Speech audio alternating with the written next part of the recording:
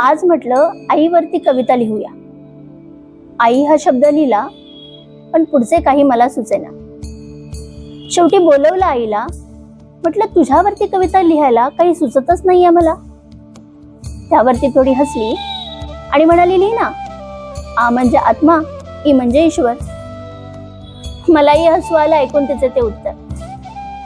त्यावर आई म्हणे, हे वाक्य ना ऐकायला वाटतं खूप छान. हे वाक्य ऐकायला वाटतं खूप छान.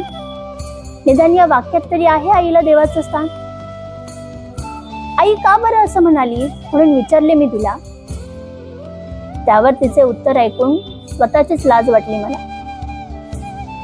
आई म्हणाली पुढे की आई ही फक्त कवितेपुरतीच महान असते. आई ही फक्त कवितेपुरतीच महान असते. बाकी खऱ्या आयुष्यात त्याची किंमत ही सर्वांदेखी शून्यच असते. आई म्हणाली की नका लिहू कविता, नको ताईला चारोळी.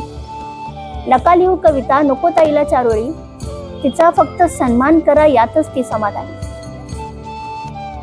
मुलांकडून आईला मान सन्मान हे कधी मिळालंच नाही. एवढंच काय ते तिने ऐकलं की आईला कधी काही कळतच नाही. लागतं ग मनाला जेव्हा आपलंच मूल आपल्याला वेडं समजतं. लागतं ग मनाला जेव्हा आपलंच मूल आपल्याला वेडं समजतं.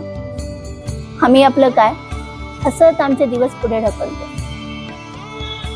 पण मग तेव्हा वाटतं की मूल जन्मल्यापासून ते मोठं होईपर्यंत आम्ही खरंच वेड्यासारखे वागलो. तेव्हा वाटतं की मूल जन्मल्यापासून ते मोठं होईपर्यंत आम्ही खरंच वेड्यासारखे वागलो. जगाशी कसं वागावं हे शिकवलं, पण स्वतःच्या आईशी कसं वागावं हे शिकवणं मात्र विसरलो. शेवटी आई मला एवढंच म्हणाली की तुला आता एकच सांगते मी, तुझ्या मुलांना जगाचं सोड, फक्त तुझ्याशी कसं वागावं एवढंच शिकव. आईचा आदर करणारा आईचा शाम त्यांना दाखव. आईचा आदर करणारा आईचा शाम त्यांना दाखव.